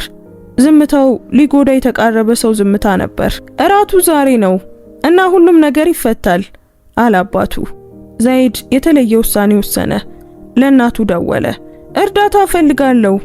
በሌላው የከተማው ጫፍ ማያ ዝም ብላ ለመስራትና የሚመጣውን ለመቋቋም ወሰነች። በጧቱ 3 ሰዓት ላይ ስልኳ ጠራ። ማያ፣ እኔ ፋጢማ ነኝ፣ የዛይድ እናት። እናም በአካል ላነጋግርሽ እፈልጋለሁ። መሬት የተከፈተች መሰላት። ዛሬ ካላነጋገርኩሽ ችግሩ ለሁሉም ሰው በጣም ትልቅ ይሆናል። በ12 ሰዓት ላይ ዶና ፍሎር ዳቦ ቤት ለመገናኘት ተቀጣጠሩ። ፋጢማ አስቀድማ እዚያ ነበረች። ሚስጥራዊና ግርማ ሞገስን የተላበሰች ሴት። ማያን ስታያት በማወቅ ስሜት ፈገግ አለች። ስለመጣሽ አመሰግናለሁ አለች በለሰለሰ ፖርቹጋልኛ። ከማግባቷ በፊት ብራዚል እንደኖረችና ባለቤቷ እንዳላወቀ እንደሚመስል አስረዳች። ልጄ ዛሬ ደውሎልኝ ነበር። ፈርቷል። ቅርሱን ለማጣት ሳይሆን አንቺን ለማጣት። ማያ ደረቷ ሲጨነቅ ተሰማት። ውሎቹን አልፈረምም ብላ ጠየቀች። መፈረም አልቻለም፣ ፋጢማ አረጋገጠች። በራቱ ላይ ምን እንዳደረግሽና ልጄን በቤትሽ እንዴት እንደጠበቅሽው አይቻለሁ። ሊያጠፋት የሚችለውን ሰው የምትጠብቅ ሴት ማንነቷን ማረጋገጥ አያስፈልጋትም። ማያ ሪካርዶ ታሪኩን ለመሸጥ ስላደረገው ዛቻ ተናገረች። ፋጢማ ረጋ ባለ ስሜት ቀጠለች። ይህ የሚያረጋግጠው ከራስሽ ይልቅ ለሱ እንደምትጨነቂ ነው። ከዚያም የራሷን ታሪክ ገለጠች። እሷም ጠቃሚ ከሆነ ቤተሰብ አልነበረችም እና በመጀመሪያዎቹ የጋብቻ ዓመታት ጥላቻ ደርሶባት ነበር። ሐምዳን ግን ተስፋ አልቆረጠም። ዓለም እስኪቀበለው ድረስ ምርጫውን አጽንቶ ቆይቷል። ያንን እይታ ዛሬ በዛይድ ውስጥ አይቻለሁ። ፋጢማ የማያን እጅ ያዘች። እውነቱን ሳታውቂ እባክሽ ተስፋ አትቁረጪ። ከዚያም ለሁለተኛው መገለጥ ድምጿን ዝቅ አደረገች። ሐምዳን ጥምረቱን የሚፈልገው ለወደቦችና ለመሬቶች ነው። ነገር ግን ከጠበቆች ጋር ባደረኩት ምርመራ የዱቫል ቤተሰብ ትልቅ ዕዳ እንደደበቁ ደርሼበታለሁ። በመያዣ የተያዙ መሬቶች፣ ያለፈባቸው ውሎችና በሚስጥር የሚካሄዱ የፍርድ ቤት ክሶች አሉ። ሐምዳን ቤተሰቡን ያጠናክራል ብሎ የሚያስበው ጥምረት በእውነቱ የሚያጠፋው ነው። ማያ አይኖቿን አርገበገበች። እና ለምንድን ነው ይህንን ለኔ የሚነግሩኝ? ምክንያቱም ዛሬ ማታ በሁሉም ፊት ለሐምዳን እነግረዋለሁ። እናም ይህንን ስናገር የቢያንካ የካርታ ቤተ መንግስት ይፈርሳል። ልጅም ያለ ምንም ተጽዕኖ ምርጫውን ለማድረግ እድሉን ያገኛል። ነገር ግን ያ እድል ዋጋ የሚኖረው እሱ የሚታገልለት ነገር ሲኖር ብቻ ነው። ፋጢማ የማያን አይኖች በጥልቀት ተመለከተች። እናም ይህ ልጄ በእኔ ላይ የተመሰረተ አይደለም፣ በአንቺ ላይ የተመሰረተ ነው። ተነሳች። ጠረጴዛው ላይ ገንዘብ አስቀመጠች። ማያን ለመጨረሻ ጊዜ አየቻት። ስለ ዘመድሽ አትጨነቂ። የፈለገውን ነገር ለመሸጥ መሞከር ይችላል። ነገር ግን ዛይድ በራሱ ፍቃድ በይፋ ምርጫውን ሲያደርግ የሚሸጥ ምንም ሚስጥር አይኖርም። የሚያስፈራሽን ሰው ስልጣን የምትነጥቂው እውነቱ ከእርሱ አፍ በፊት በአንቺ አፍ ሲወጣ ነው። እንደገባችሁ ሁሉ ያለ ጩኸት ያለ ድራማ ወደ ኋላም ሳታይ ከዳቦ ቤቱ ወጣች። ማያ ለተጨማሪ 20 ደቂቃዎች እዚያው ቆየች። የፋጢማ ሲኒ አሁንም ጠረጴዛው ላይ ትኩስ ነበር። የመንገዱ ጩኸት በመስኮቱ ይገባ ነበር። ስልኩ ጠራ። ሪካርዶ። የመጨረሻ እድል ዘመዴ፣ እስከ 12 ሰዓት እጠብቃለሁ። ከዚያ በኋላ ግን ብዙ ለሚከፍለኝ እደውላለሁ። ማያ መልእክቱን አነበበች። ስልኩን ጠረጴዛው ላይ አስቀመጠች። በመስኮት ተመለከተችና ከብዙ ዓመታት በኋላ ለመጀመሪያ ጊዜ ፍርሃት አልተሰማትም። ይልቁኑ ቁጣ ነበር። የሚጮህ ቁጣ ሳይሆን የሚወስን ቁጣ። ስልኩን አንስታ የሪካርዶን መልእክት ከፈተችና ለመላክ ደፍራው የማታውቀውን መልእክት ጻፈች። የፈለግከውን አድርግ ሪካርዶ፣ ነገር ግን አንድ ነገር ወቅ፣ እኔ ምንም ዕዳ የለብኝም፣ መቼም አልነበረብኝም እና ከዛሬ ጀምሮ ዕዳ እንዳለብኝ ሆኜ መመለሴን አቆማለሁ። ላከችው እና ስልኩን አጠፋች።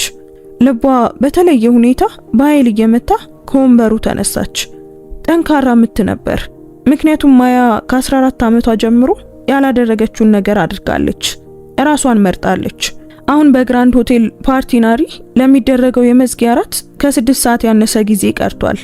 ሐምዳን ጥምረት የሚያስገድድበት፣ ፋጢማ ስለ ካስትሮ ቤተሰብ እውነቱን የምትገልጽበት፣ ዛይድ በሁሉም ፊት ምርጫውን የሚያደርግበትና ማያ ድፍረቱ ካላት እንደ ጽዳት ሰራተኛ ሳይሆን እንደ እንግዳ ሳይሆን እንደ እጩም ሳይሆን እንደ ራሷ የምትታይበት እራት። ጥያቄው ትሄድ ይሆን የሚለው ነው። በምሽቱ 1 ሰዓት ተኩል ላይ ግራንድ ሆቴል ፓርቲናሪ በዋናው ሳሎን ያሉትን ቻንዲለሮች በሙሉ አበራ። በነጭ ወርቅ የተሸፈኑ ጠረጴዛዎች፣ ወርቃማ ሹካና ማንኪያዎች፣ የክሪስታል ብርጭቆዎች፣ በመግቢያው ላይ የቀይ ጽጌረዳ ቀስቶች፣ ዝም ያሉ አስተናጋጆች፣ ጥግ ላይ መሳሪያዎቻቸውን የሚያስተካክሉ ሙዚቀኞች፣ ሁሉም በቦታው፣ ሁሉም ፍጹም፣ ሁሉም ማሰተኛ። ምክንያቱም በዚያ ሁሉ ውበት ስር ወደዚያ ሳሎን የሚገባ እያንዳንዱ ሰው ቦምብ ተሸክሟል። አንዳቸውም ሌሎችም ተሸክመው እንደሆነ አያውቁም ነበር።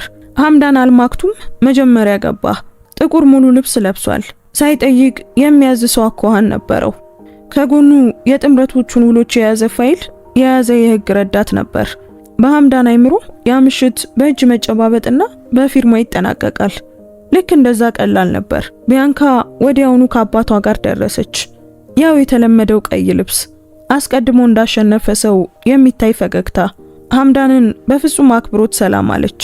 ሌሎቹን እጩዎች ምንም ትርጉም በሌለው ጉንጭ ለጉንጭ መሳሳም ሰላም አለችና አስቀድሞ የሷ በሆነ ዙፋን ላይ እንደምትቀመጡና በጠረጴዛው ላይ ተቀመጠች። ኢዛቤላ ሲልቫ እንደ ወትሮ ታማኝ ጥላ ሆና ከጎኗ ነበረች። ሌሎቹ 2 እጩዎች በዝምታ ቦታቸውን ያዙ። አባቶቻቸው የካስትሮ ጥምረት ቀድሞውኑ መስመር እንደያዘ ተረድተዋል። እዚያ የተገኙት ከተስፋ ይልቅ ከአክብሮት የተነሳ ነበር። ዛይድ ለመውረድ የመጨረሻው ነበር። በሳሎኑ መግቢያ ላይ ሲታይ ሁሉም አይኖች ወደሱ ዞሩ። መደበኛ ልብስ፣ ነጭ ሊንሶ፣ ጥቁር ጫማ፣ ሁሉም ነገር ፍጹም። ነገር ግን በትኩረት የሚመለከት ሰው ትከሻዎቹ የተለዩ መሆናቸውን ያስተውላል። ያልጎበጡ፣ ያልተወጠሩ እናም የቆረጡ። ምን እንደሚያደርግ አስቀድሞ የሚያውቅና ትክክለኛው ቅጽበትን የሚጠብቅ ሰው አኳኋን ነበር። በጃኬቱ ኪስ ውስጥ ባዶ መስመር ያለው የታጠፈ ሰነድ ነበር። ፋጢማ ጥግ ላይ ባለው ጠረጴዛ ላይ ያልነካችውን የሻይ ሲኒ ይዛ ተቀምጣለች። የጠበቆቹ ፋይል ጭኗ ላይ ባለ ቦርሳ ውስጥ ነበር። ሁሉንም ነገር ምንም በማያመልጠው እይታዋ ትከታተላለች። እራቱ ጀመረ። የመክፈቻ ምግብ፣ ዋና ምግብ፣ ጨዋነት የተሞላበት ውይይት። ሐምዳን ውይይቱን እየመራ ርዕሰ ጉዳዮቹን ወደ ጥምረት፣ ወደ ንግድና ወደፊቱ ይመራ ነበር። የቢያንካ አባት በሁሉም ነገር ይስማማ ነበር። ቁጥሮችን ይጨምራል። ስለ ወደቦችና መንገዶች ያወራል። ልክ የተሰረዘ ካርታ እንደሚታደል ሰው። ዛይድ በዝምታ ይበላ ነበር። ሲጠየቅ ይመልሳል። አስፈላጊ ሲሆን ፈገግ ይላል። ነገር ግን አይኖቹ አልፎ አልፎ ወደ ሳሎኑ በር ይሄዱ ነበር። ግን እዚያ ማንም አልታየም። በምሽቱ 3 ሰዓት ላይ ሐምዳን ተነሳ። በሻይ ማንኪያ ብርጭቆውን መታ አደረገ። ሳሎኑም ዝም አለ። እዚህ የተገኛችሁትን ቤተሰቦች ሁሉ ማመስገን እፈልጋለሁ። ይህ ሳምንት የመቀራረብ፣ የመተዋወቅና የመገንባት ነበር እና ዛሬ በዚህ የመዝጊያ እራት ላይ ከቀረቡት ሁሉ እጅግ ጠንካራ ነው ብዬ የማምርበትን ጥምረት ይፋ ማድረግ እፈልጋለሁ። ቢያንካ አኳኋኗን አስተካከለች። አባቷ ሰፊ ፈገግታ አሳየ። የካስትሮ ቤተሰብ ጥሩ የሆነ ሐሳብ አቅርቧል። የአልማክቱም ቤተሰብ በብራዚል ያለውን ፍላጎት የሚያሟሉ የመሬትና የወደብ የግንኙነት እድሎች አሏቸው።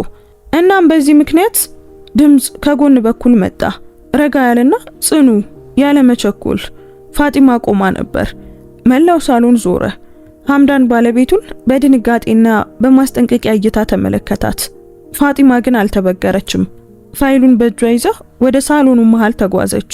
ማንኛውንም ጥምረት ከማድረጋችን በፊት በዚህ ክፍል ውስጥ ያለ እያንዳንዱ ሰው ስለሚቀርበው ነገር እውነቱን ማወቅ ይገባዋል ብዬ አስባለሁ። ቢያንካ ፊቷን አኮሳተረች። አባቷ እጆቹን ዘረጋ። ፋጢማ ፋይሉን ከፈተች።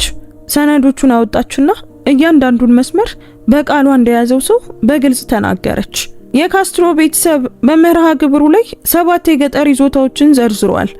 4ቱ በመያዣ የተያዙ ናቸው። 2ቱ ደግሞ በሚስጥር የሚሄዱ የዕዳ ማከፋፈያ ክሶች አሏቸው። 3ኛው ደግሞ ለ14 ወራት ላለፈበት ብድር ዋስትና ሆኖ ቀርቧል። የተጠቀሱት ወደቦች የቤተሰቡ አይደሉም። በ2 ዓመት ውስጥ የሚቃጠሉ ጊዜያዊ አጠቃቀም ውሎች ናቸው። የመታደስ ዋስትናም የላቸውም። በሳሎን ውስጥ ያለው ዝምታ የሚጨበጥ ሆነ።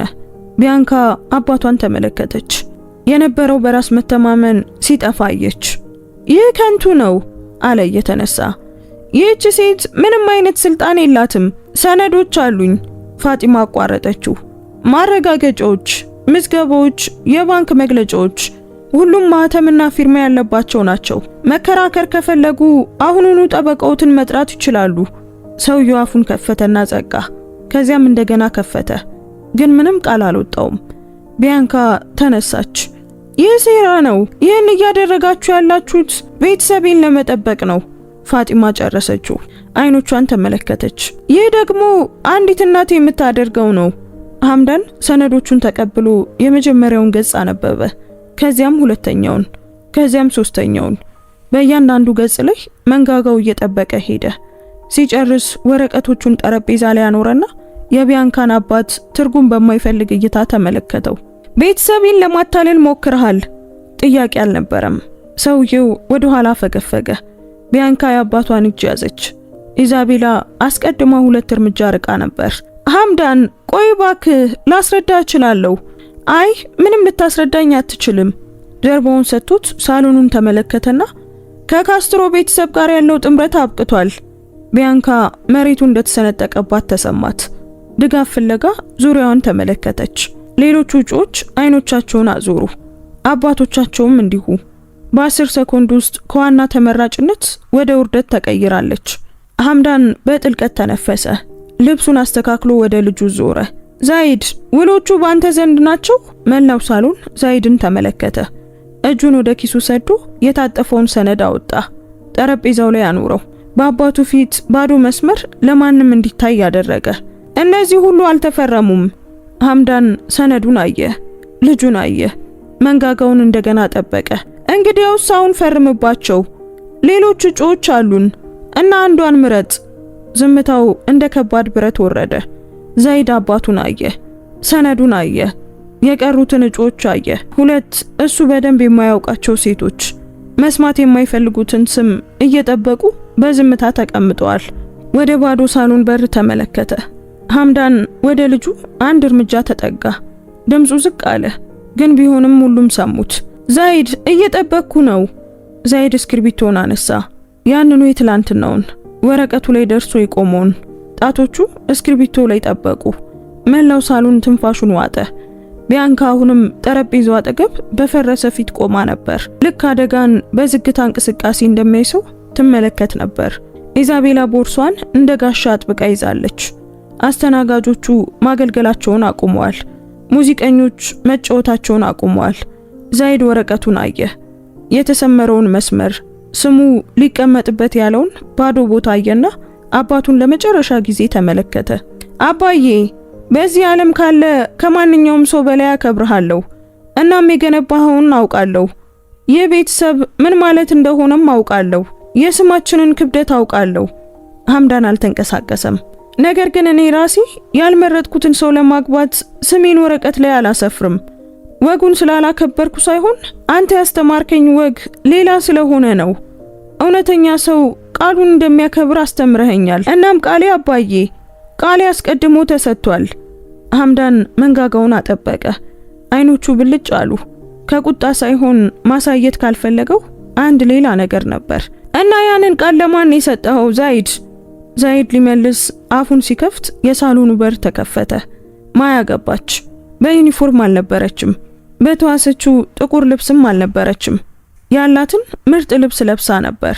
ቀላል፣ ንጹህ፣ የተተኮሰና ክብር ያለው፣ ያለ ጌጣጌጥ፣ ያለ ተረከዝ ጫማ፣ ያለ ከባድ ሜካፕ ራሷን ሆና ነበር። ውስጧ እየተንቀጠቀጠ ውጭዋ ግን ጽኑ ነበር። መላው ሳሎን ተመለከታት። የሹክሹክታ ድምጾች ተሰሙ። አሁንም ቆማ የነበረችው ቢያንካ ወዲያውኑ አወቀቻት። ምላሷ አውቶማቲክ ነበር። አስቀድሞ የተሸነፈ ሰው የመጨረሻ ምት። የጽዳት ሰራተኛዋ ይገርማል፣ ተመልሳ መጣለች። ድምጿ ከፍ ያለ የሚቆርጥና የተስፋ መቁረጥ ነበር። አንድ ሰው ይህችን ሴት ከዚህ ያስወጣት። አይ እሷ እዚህ ትቆያለች። ዛይድ አልጮህም፣ መጮህም አያስፈልገውም። እነዚያ ቃላት ሳሎኑን ማንም ሊቆርጠው እንደማይችል ቀጥተኛ መስመር አቋረጡ። ወደ መሃል ተጓዘ። ከማያ 2 እርምጃ ርቆ ቆመና እሷን እያየ እዚያ ያለ እያንዳንዱ ሰው እንዲሰማው ድምጹን ከፍ አድርጎ ተናገረ። ይህች ሴት በዚህ ሳሎን ውስጥ ተዋርዳለች። በእኔ ምክንያት ከስሯ ተባራለች። መረጋጋቷን አጣለች እና ምንም ምትክ አልጠየቀችም። ይቅርታ ልጠይቃት ወደሷ በሄድኩ ጊዜ እንደሄድ ነገረችኝ። በትዕቢት ሳይሆን እኔን ለመጠበቅ ነበር። ምክንያቱም የምትፈልገው የመጨረሻ ነገር በሷ ምክንያት እኔ የሆነ ነገር እንዳላጣ ነበር። ወደ አባቱ ዞረ። እሷን እየመረጥኳት ያለሁት አባዬ ቆንጆ ስለሆነች አይደለም። እየመረጥኳት ያለሁት ስለተመቸኝም አይደለም። እየመረጥኳት ያለሁት በሚያስመስሉ ሰዎች በተሞላ ሳሎን መሃል እውነተኛ የሆነችው እሷ ብቻ ስለሆነች ነው። እናም ከሷ ጋር የመሆን ዋጋው ይህን ሁሉ ማጣት ከሆነ ዙሪያውን ያሉትን ቻንዲለሮች፣ ጠረጴዛዎችንና ወርቆችን ተመለከተ። ያንን ዋጋ ከፍላለሁ አባዬ። ዝምታ፣ ክብደት ያለው ደረትን የሚጫን ሰዎች በአንድ ላይ ምራቃቸውን እንዲወጡ የሚያደርግ የዝምታ አይነት። ማያ እንባዋ ሲመጣ ተሰማት። በዚህ ጊዜ ግን አልከለከለችውም። አንድ እንባ ጠብታ በፊቷ ላይ ወረደ። ቀጥሎም ሌላ ዝም ያለ ንጹህ ያለ ሲቃ፣ ማንም ለጥቃት ሳይጠቀምባቸው በመጨረሻም ማልቀስ የቻለ ሰው እንባ። ሐምዳን ልጁንና ማያን እያየ ቆመ። መንጋጋው ጠንክሯል፣ አይኖቹ ያበራሉ። ከዚያም ፋጢማን ተመለከተ። ባለቤቱ ጥቂት እርምጃዎች ርቃ ቆማ ነበር። እጆቿን ደረቷ ላይ አጣምራ አይኖቿ ረጥበው ነበር። ሐምዳን በሷ ውስጥ በፊቷ ላይ ባካሆኗ በዚያ ዝምተኛ ጥንካሬ ውስጥ አያት። ከ30 ዓመታት በፊት በሁሉም ሰው ተቃውሞ መካከል የመረጣትን ያቺኑ ሴት አየ። ያስተማሪዋን ልጅ፣ ብቻዋን የምትበላውን ልጅ። ዓለም እሷ በቂ አይደለችም ስላለ ሊያጣት ተቃርቦ የነበረውን ሴት አየና ተረዳ። እናም ወደ ማያ ተጓዘ። ፊት ለፊቷ ቆመ። አይኖቿን ተመለከተ። የዘይድ አባትና ሊሰራው የነበረውን ስህተት አስቀድሞ መማር የነበረበት ሰው ሐምዳን አልማክቱም ድምጹን ወፈር አድርጎ በቁም ነገር ግን ያለ ቅዝቃዜ ተናገረ። እጁን ዘረጋ። ማያ እጁን አየች። ፊቱን አየችና አይኖቿን ሳታወርድ በጽኑ ጨበጠችው። ፋጢማ ከበስተጀርባ ትንፋሿን ለቀቀች። ከዳቦ ቤቱ ጀምሮ ስትይዝ የነበረው እንባ በመጨረሻም ወረደ። ቢያንካ አባቷን በእጁ ጎትታ በጎን በር በኩል ወጣች። ወደ ኋላ እንኳን አልዞረችም። ኢዛቤላም ተከተለቻት። ጣሪያው በላያቸው ላይ ከመውደቁ በፊት እንደሚሸሽ ሰው ፈጣን እርምጃ ነበር። ሌሎች እጮችና ቤተሰቦቻቸው ያ ምሽት የነርሱ አለመሆኑን ተረድተው እየተሰናበቱ ወጡ። እናም በዚህ ቅጽበት ነበር ሪካርዶ በመግቢያው በር ላይ የታየው። ስልኩ በእጁ የሚሸጥ ነገር እንዳለው ሰው የሚታይ ፊት ነበር። ጥበቃውን አልፎ እየጮኸ ገባ። ሼሁ የመረጣት ሴት ማን እንደሆነችን ያውቃለሁ። ሙሉ ታሪኩ በእጄ ላይ ነው። እዚህ የሚፈልግ ማን ነው? ቆመ። ምክንያቱም ማያ በሳሎኑ መሃል ከዛይድ ጎን ቆማ፣ ሐምዳን ከፊት ለፊቷ፣ ፋጢማ ደግሞ ከጎኗ ሆነው አያቸው። ሊሸጠው የፈለገው ታሪክ አስቀድሞ የመናገር መብት ባለው ሰው በሁሉም ፊት ጮክ ተብሎ እንደተነገረ ተረዳ። ስልኩን እንደያዘ ፈገግታው በፊቱ ላይ እንደሞተ በሩ ላይ ቆመ። ከበስተጀርባው ወይዘሮ ሉሲያ አብራው መታ ነበር። ልትጠይቅ የኔ ነው ብላ ያሰበችውን ድርሻ ልትወስድ መታ ነበር። ነገር ግን የወንድሟን ልጅ ክብደት፣ ግዴታ፣ ሽንፈት ብላ የጠራቻትን ያችን ልጅ በዚያ ሳሎን መሃል ቆማ ወይዘሮ ሉሲያ መኖራቸውን እንኳን የማታልማቸው ሰዎች በአክብሮት ሲመለከቷት ስታይ በውስጧ የሆነ ነገር ተሰበረ። ከቁጣ ሳይሆን ከውርደት፣ ቶሎ የማይጠገን በይቅርታ የማይፈታ እንደ ጥላ ከሰው ጋር የሚጣበቅ የውርደት አይነት። ማያ አክስቷን ተመለከተች፣ ሪካርዶን ተመለከተች። አልጮኸችም፣ አላለቀሰችም፣ ምንም አልጠየቀችም። ዝም ብላ ብቻ ተመለከተቻቸው እና ያ እይታ ጽኑ፣ ንጹህና ያለ ጥላቻ ግን ደግሞ ያለ ይቅርታ የሆነው እይታ ወይዘሮ ሉሲያ በህይወታቸው ከተሰማቸው ሁሉ የከፋ ነበር። ምክንያቱም ያለ እነርሱ ወደፊት ይሄድና የማይመለስ ሰው እይታ ነበር። ሪካርዶ ስልኩን አወረደ። እናቱን በእጇ ጎትቶ ከገቡበት በበለጠ አንሰው በዝምታ ወጡ። በሳሎኑ ጥግ በአገልግሎት በሩ አጠገብ ሳንቶስ ቆሞ ሁሉንም ይመለከት ነበር። ፊቱ ገርጥቷል። ራሱን ለመጠበቅ ሲል ያባረራት ሴት በዚያ ሆቴል እጅግ ኃያል በሆነው ቤተሰብ ተቀባይነት አግኝታለች። ምራቁን ዋጠ። ጀርባውን ሰጥቶ እሱም ምንም ሳይናገር ወጣ። ምክንያቱም የሚናገረው ምንም ነገር አልነበረውም። በቀሪው የሥራ ዘመኑ ከዚህ ጋር በዝምታ መኖር ይኖርበታል። ሳሎኑ ሊባል በሚችል ደረጃ ባዶ ሆነ። የቀሩት ዛይድ፣ ማያ፣ ሐምዳን፣ ፋጢማና ጠረጴዛዎችን የሚያስተካክሉ የሚመስሉ ግን አንዲትም ቃል የማይዘነጉ ጥቂት ሰራተኞች ብቻ ነበሩ። ዛይድ ማያን ተመለከተ። ከዛሬ ጀምሮ ምን ሊፈጠር እንደሚችል አላውቅም አለች በቀጭን ድምጽ። እኔም አላውቅም፣ አስቸጋሪ ይሆናል። አንተ የመጣህበት ዓለም ለኔ ቢጤው የተሰራ አይደለም። እናም በቤተሰቡ ውስጥ መቼም የማይቀበሉኝ ሰዎች እንዳሉ አውቃለሁ። ነገሮችን እንደምሰማ አውቃለሁ። መጀመሪያ ላይ እናትህን እንደሚያዩኝ አውቃለሁ። እናም ተስፋ መቁረጥ የምፈልግበት ምሽት እንደሚኖር አውቃለሁ። ዛይድ እይታውን አላዞረም። እና ተስፋ ትቆርጫለሽ? ማያ እሱን ተመለከተች። ጥቂት እርምጃዎች ርቀው የሐምዳን እጅ ይዛ ወደ ነበረችው ወደ ፋጢማ ተመለከተች። ሳሎኑን አየች። ዓለም ሲስቅባት እና የቆሸሸ ውሃ ስታብስ በጉልበቷ ተንበርክካ ወደ ነበረችበት ወደዛ እብነበረድ ወለል ተመለከተች። አይ ተስፋ አልቆርጥም አለች። ከዚህ የከፋውን ብቻዬን ተቋቁሜያለሁ። አብራሄን ከሆንክ ደግሞ የሚመጣውንም እቋቋማለሁ። ዛይድ እጁን ዘረጋ። ማያ ተመለከተች። በጥልቀት ተነፈሰችና ያዘችው። እንደ ተረት ልዕልት ሳይሆን በእሳት ውስጥ አልፋ ላለመቃጠል እንደወሰነች ሴት። ፋጢማ ትዕይንቱን ተመለከተች። ከዚያም ሐምዳንን ተመልክታ እሱ ብቻ እንዲሰማው በሹክሹክታ ተናገረች። የሚታወቅ ይመስላል አይደል? ሐምዳን አልመለሰም።